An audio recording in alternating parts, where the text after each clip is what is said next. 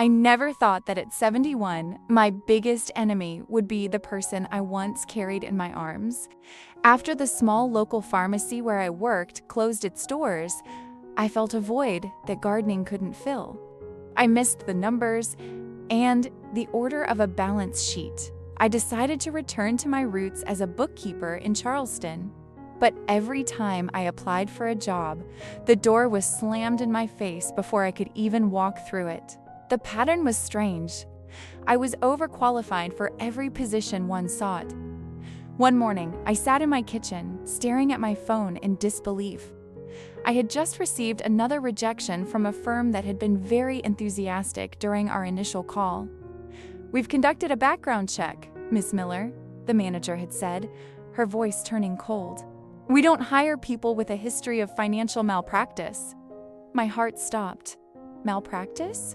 I spent the next 3 days in a state of quiet panic. Who was telling these lies about me? I had lived a life of absolute honesty. George, my late husband, always praised my integrity above all else. I realized that someone was systematically destroying my reputation. They knew my social security number and my professional history. The circle of people with that information was tiny. In fact, it consisted of only one person, my son, Stephen. I didn't want to believe it. Stephen was a successful financial consultant.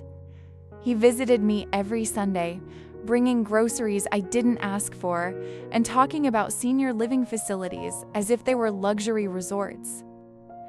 "Mom, you're 71, he would say, his voice dripping with forced concern. "Why are you embarrassing me by looking for work? People in my circle don't have mothers who work as clerks." He saw my independence as a stain. To test my theory, I applied for a job at a company Stephen didn't know about, a small firm owned by George's old friend, Mr. Henderson. I used a different email address, but my real name. 2 days later, Mr. Henderson called me, sounding very troubled. "Janet, I just got a very strange call," he said. "Someone claiming to be from a legal department called to warn me that you were involved in a massive embezzlement case years ago." My blood turned to ice. It was him. Stephen was calling HR departments, posing as a legal official to slander me and keep me trapped at home. He wanted me in a facility where he could manage my assets without my interference. He was using my own history against me, twisting my life into a criminal record. He didn't just want to stop me from working. He wanted to break my spirit so I would hand him the keys to George's entire estate. I sat in the dark that night, the silence of the house echoing around me. For years, I had been the supportive mother, the one who smoothed over his mistakes. I had been invisible so he could shine. If Stephen wanted to play a game of shadows, I would show him that a bookkeeper knows how to find every hidden debt and every missing cent. I wasn't just his mother. I was the woman who taught him how to count. The next morning, I called Silas, a retired investigator who used to work with George. "Silas, I need a digital trail," I said. "I need proof of every call made to these companies. And I need a full audit of Stephen's investment firm." Stephen thought I was a technologically illiterate old woman. He forgot that I was the one who set up his first accounting software. He had left a trail of breadcrumbs, and I was going to follow them. Silas found the evidence within 48 hours. Stephen had been using a burner app to mask his calls, but he was arrogant. He made several calls from his office landline thinking no one would ever check. Stephen was struggling. He had made several high-risk investments that failed, and he was using his management of my trust to cover his losses. He was afraid I would notice. I realized the depth of the betrayal. It wasn't just about his ego, it was about theft. He was gaslighting me, telling me I was confused so he could continue stealing from his own mother. He was prepared to leave me destitute and labeled as a criminal just to save his own reputation. I felt a sharp pain in my chest, but I pushed it down. Tears wouldn't solve this. An audit would. I had the documents. Now, I just needed the stage. I invited Stephen and his wife Linda for dinner the following Sunday. I told them I had big news and wanted to discuss my future. Stephen sounded relieved on the phone. "That's my girl, Mom. I knew you'd see sense about that retirement home," he said. I could almost hear him calculating the value of my house in his head. I spent the afternoon preparing a roast, but the real main course was sitting in a folder on the wooden side table. As I set the table, I thought about the vibe Stephen was so worried about. He wanted a mother who was a quiet ornament. He was about to get a mother who was the lead witness for the prosecution. I heard his car pull into the driveway, the expensive SUV I had helped him buy years ago. I took a deep breath, smoothed my apron, and opened the door. "Welcome, children," I said with a smile. "Tonight, we are going to talk about accounts." Dinner started with the usual small talk. Linda complained about her yoga instructor while Stephen checked his watch every 5 minutes. "So, Mom," Stephen said, cutting into his meat, "which facility did you choose? I have the paperwork ready for you to sign tonight." He placed a pen on the table as if he were closing a deal. I took a slow sip of my water and looked him in the eye. "I've decided not to retire, Stephen. In fact, I'm opening my own firm." Stephen stopped chewing. Linda let out a short, condescending laugh. "Janet, dear, we've discussed this. No one will hire you. You're confused about your past," she said, glancing at Stephen. Stephen leaned forward, his voice dropping to a whisper. "Mom, I didn't want to tell you this, but your reputation in Charleston is ruined. There are stories about your old jobs. Criminal stories. You need to stay home where you are protected." "Oh, you mean the stories about the embezzlement?" I asked calmly. Stephen froze. "How did you know about that?" I pulled the manila folder from under the table and placed it next to his pen. "I know because I tracked the calls, Stephen. I know about the burner app, and I know you called Mr. Henderson last Tuesday at 10:45 a.m. from your office phone." I opened the folder to show him the logs Silas had found. His face turned gray. "Mom, I can't explain," Stephen stammered, his arrogance vanishing instantly. "I was just trying to protect you from failing. I didn't want you to get hurt when they rejected you." I laughed, and for the first time in months, it felt good. "You weren't protecting me from failure, Stephen. You were protecting yourself from discovery. Let's talk about the $40,000 you borrowed from my trust account last month to pay your office rent." Linda gasped and looked at Stephen. "You did what?" "You told me that money was a gift from her." The dinner table became a battlefield of their own lies. I sat back and watched as the image they had built crumbled. "It wasn't a gift, Linda. It was a theft," I said. "And it's not just my trust. I've sent a copy of these documents to the state licensing board. A financial consultant who steals from his mother shouldn't be in business." Stephen began to plead. "Mom, please, you'll ruin me. If the board sees this, I'll lose everything. My house, my car, my career." I looked at him, and I didn't see my son. I saw the man who tried to call me a criminal to hide his own crimes. "You didn't care about ruining me, Stephen. You were ready to put me in a home and let the world think I was a thief. You chose your reputation over my life. Now, the truth is simply taking its toll." I gave them 1 hour to leave my house. Stephen tried to apologize, but I closed the door on his words. The silence that followed was different this time. It wasn't the silence of a victim. It was the quiet of a woman who had reclaimed her name. I went to the kitchen and finished my tea. The next morning, I called Mr. Henderson. "I'm ready to start on Monday," I said. "And I have some ideas on how to improve your audit department's security." Working in Henderson and Associates was like coming home. The numbers welcomed me back like old friends. I wasn't the old lady there, I was the expert. My colleagues respected my speed and my sharp eye for detail. I realized that my age wasn't a burden. It was a library of experience. Every time I balanced a ledger, I felt a piece of my soul heal. I was Janet Miller again, and I didn't need anyone's permission to exist. Stephen's firm didn't survive the audit, The board revoked his license, and he had to sell his luxury SUV to pay back the trust. He and Linda moved into a small apartment on the other side of town. He tried to call me several times, but I wasn't ready to listen. Forgiveness is a process, not a switch. I wanted him to feel what it was like to build a life from scratch, without someone else's money or a stolen reputation to lean on. I used the money I earned to set up a small foundation for older workers who faced discrimination. We provided legal help and resumed building. I met so many people who had been told they were obsolete. We shared our stories, and we shared our strength. I realized that my battle with Stephen wasn't just about me. It was about a society that tries to make the elderly invisible. I was determined to be as loud and as visible as possible. One evening, I was invited to speak at a business gala in Charleston. I wore a navy silk suit and the pearls George had given me.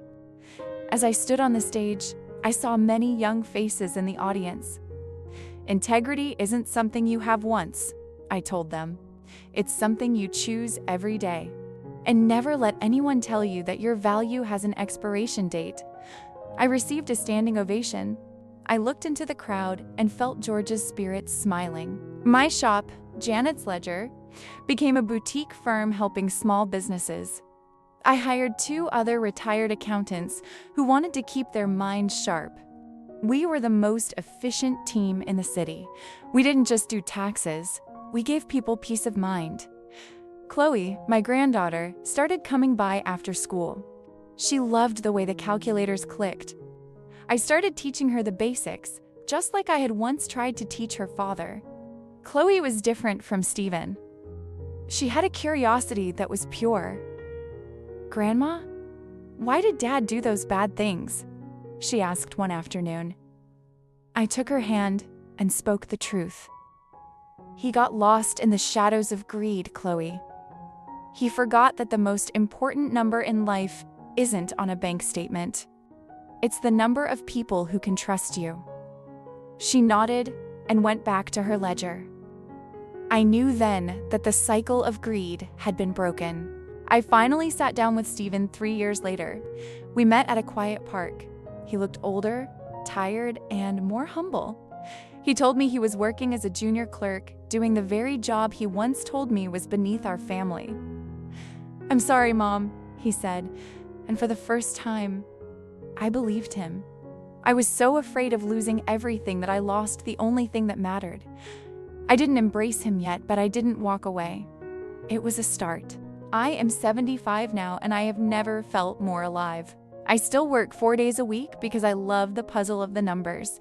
My garden is full of life, and my house is full of the scent of baking and old books. I am no longer afraid of the future because I know I have the strength to handle whatever it brings. I am Janet Miller, a woman who was pushed toward the shadows and decided to bring her own light into the world instead. The legacy I am leaving isn't just the house or the money in the bank. It's the message that dignity is a choice. Every morning, I look in the mirror and see a woman of value. I see the wrinkles as lines of a story I am proud to tell. I see a survivor who didn't let betrayal turn her heart to stone. I am at peace with my past, and I am excited for every tomorrow. My life belongs to me, and that is the greatest wealth I have ever known. Sometimes I think about the senior living facility Stephen wanted to send me to. I imagine the quiet hallways and the scheduled activities. I am so glad I fought for my right to be tired, to be busy, and to be challenged. Life is meant to be used up, like a good pencil. I intend to keep writing my story until the very last page, and I will make sure every entry is balanced, every debt is paid, and every word is absolutely true. The stars are bright over Charleston tonight, reflecting in the harbor. I feel a deep connection to this city and the life I have built here. I am a mother, a bookkeeper, and a woman of integrity. The invisible wall Stephen tried to build around me has been torn down, and in its place, I have built a bridge to a new generation. I am Janet Miller, and I am finally home, standing in the light of my own truth, ready for the next chapter. The small foundation I started, the second act, grew larger than I ever imagined. We began partnering with tech companies to train seniors in digital accounting and cybersecurity. It turned out that our old-fashioned attention to detail was exactly what the digital world needed. I spent my Tuesdays leading seminars, watching the spark of confidence return to eyes that had been dimmed by ageism. I wasn't just a boss. I was a mentor. Silas remained my close friend. We often sat on my porch drinking lemonade and talking about the old days with George. "You did him proud, Janet," Silas said one evening. "He always said you were the strongest person he knew. He just didn't want you to have to prove it this way." I realized then that George's protection wasn't meant to limit me, but to provide a safety net so I could fly. I was finally using the wings he knew I had. Chloe, my granddaughter, won first place in her high school math competition. When she received her trophy, she dedicated it to the best accountant in Savannah. Stephen was there, standing at the back of the auditorium. He caught my eye and gave a small, respectful nod. He didn't try to take credit for her success. He was learning to be a father who supports rather than a man who controls. It was a long road, but he was finally walking it. I decided to write a book about financial literacy for the elderly. I called it The Golden Balance. I wanted to warn others about the subtle ways family members can take control of assets under the guise of care. I shared my story not to shame Stephen, but to empower others to ask questions and stay involved in their own finances. The book became a local bestseller, and I started receiving letters from all over the country. One letter came from a woman named Maria in Oregon. She told me her son was trying to force her to sell her farm. "Reading your story gave me the words to say no," she wrote. I sat at my desk and cried. This was why I had gone through the fire. My personal pain was being recycled into someone else's courage. I wrote back to her, and we became pen pals. We were part of a growing movement of seniors who refused to be pushed aside. My 78th birthday was a grand affair. Chloe and the team from Janet's Ledger organized a surprise party at the antique shop. Even Stephen and Linda were invited, though they stayed mostly in the corner. The room was filled with laughter, the clinking of glasses, and the stories of all the businesses we had helped. I looked around and realized that I had built a new family, a family based on respect and shared purpose. Linda eventually came to me in private. She apologized for her role in Stephen's plan. "I was so focused on our lifestyle that I didn't see the person I was hurting," she admitted. I saw a genuine regret in her eyes. I didn't forget what she had done, but I chose to move forward. "Focus on being a better mother to Chloe, Linda," I told her. "That's the only way to truly make amends." She nodded, and for the first time, we had a real conversation. I am 80 now, and I still go into the office 2 days a week. My mind is as sharp as a diamond, though my knees are a bit slower. I've started a new project, an oral history of Savannah's oldest businesses. I spend my mornings interviewing shop owners who have survived for decades. Their stories of resilience mirror my own. We are the keepers of the city's soul, the ones who remember the why behind the how of every transaction.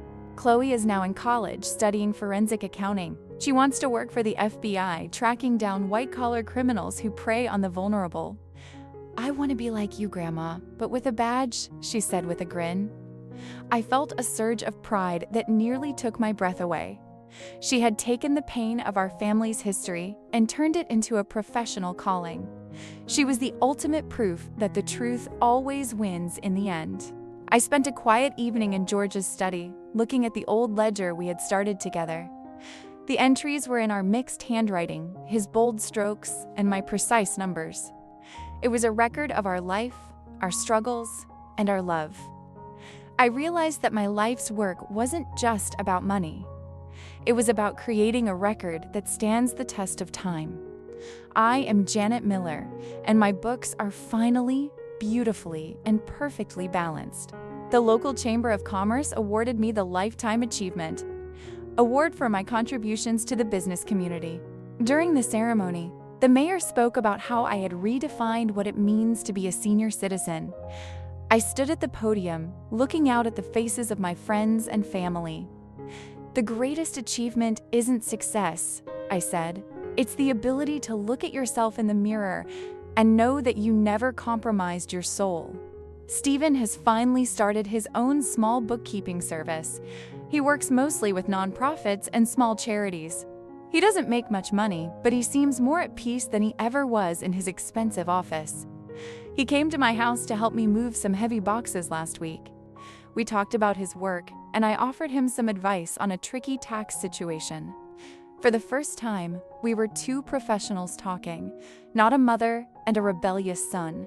I've started a community garden in the empty lot next to my shop. It's a place where young and old can work together.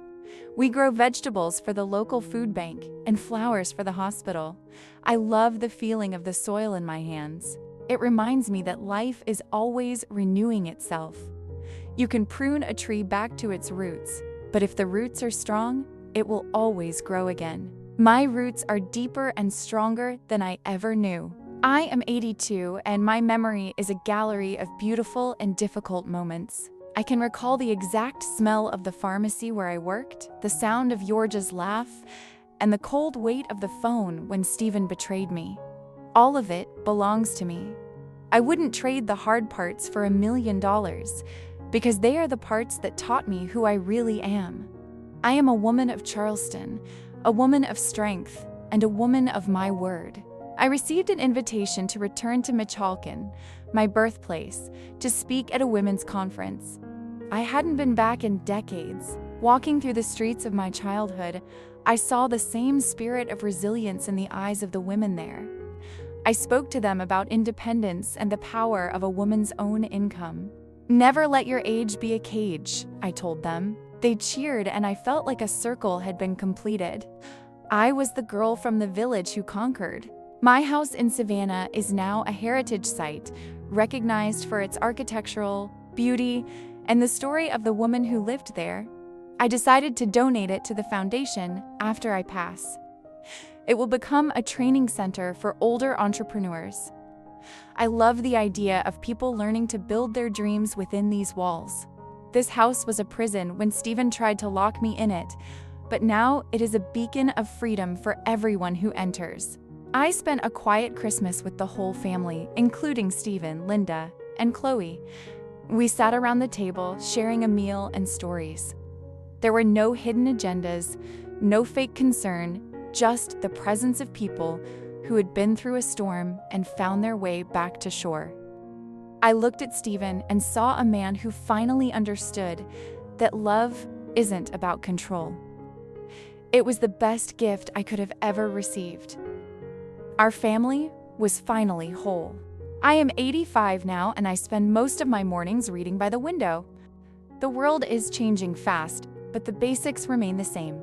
People still need to be heard, they still need to be valued, and they still need the truth. I am a witness to a century of change, and I am proud of the part one played.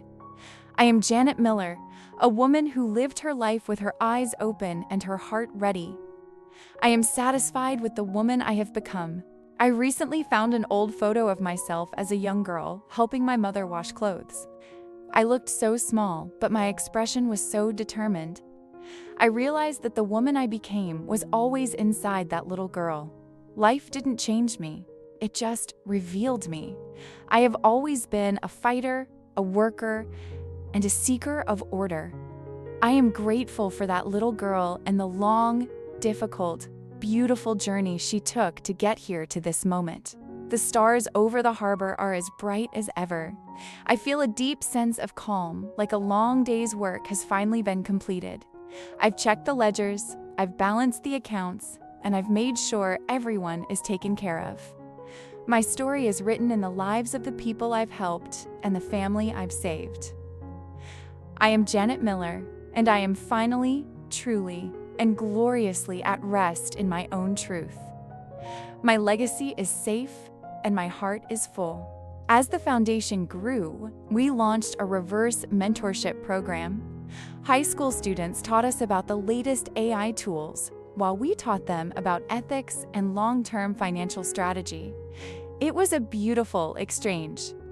I saw the eyes of the young people light up as they realized that old didn't mean obsolete.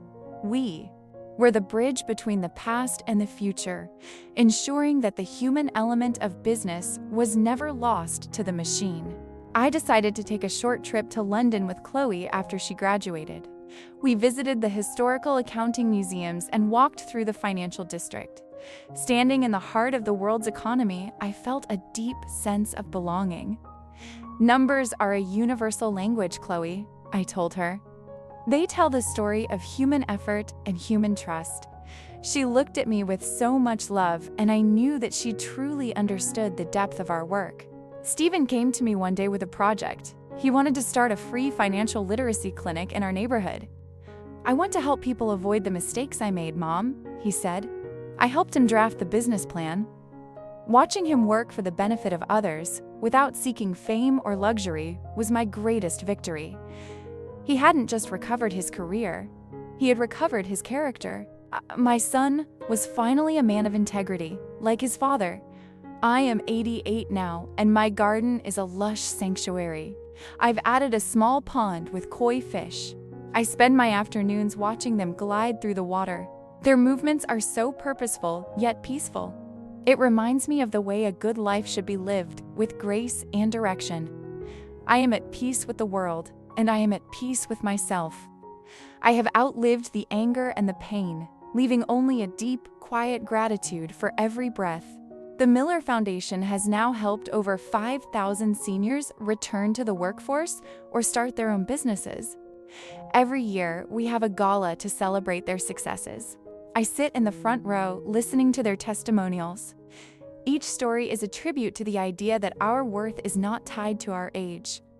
I am proud to be the face of this movement, a woman who refused to be silenced and in doing so, helped thousands find their own voices. I recently sat for a portrait that will hang in the City Hall. The artist wanted to capture the wisdom of Savannah. I asked her to include my old calculator and a single pink azalea. I wanted the portrait to show that my wisdom came from work and from nature. When the painting was unveiled, I saw a woman who looked strong, kind, and absolutely resolute. It was a true reflection of Janet Miller, the bookkeeper who found the missing pieces of her life. Chloe is now working for the Department of Justice. She called me last week to tell me she had just closed her first major case against a company that was defrauding pensioners. "I thought of you every day, Grandma," she said. I felt a sense of completion that is hard to describe. The seeds I planted in the middle of my own tragedy had grown into a forest of justice. My life had a purpose that went far beyond my own survival. I am 90 years old today. The house is filled with flowers, and the phone hasn't stopped ringing. Stephen and Linda made a beautiful dinner, and Chloe flew in from DC to surprise me. We laughed until our sides ached, and we shared stories that are now part of our family's mythology. I looked at the 3 generations sitting around my table and realized that love, when rooted in truth, can survive anything. I am the matriarch of an honest family. I spend my evenings now writing letters to my great-grandchildren, though they are still very small. I want them to know about George, about the village in Michoacan, and about the invisible wall. I want them to know that the truth is the most valuable asset they will ever own.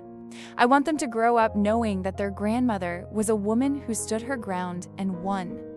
These letters are my final ledgers, the record of a soul that lived fully. The sun is setting over Charleston, casting a long, golden light across my porch. I am tired, but it is a good kind of tiredness, the kind you feel after a long day of doing exactly what you were meant to do. I am Janet Miller. I have lived, I have fought, and I have loved. My accounts are settled and my spirit is light. I close my eyes and feel the warm breeze, knowing that the story I have written is good, it is true, and it is finally complete.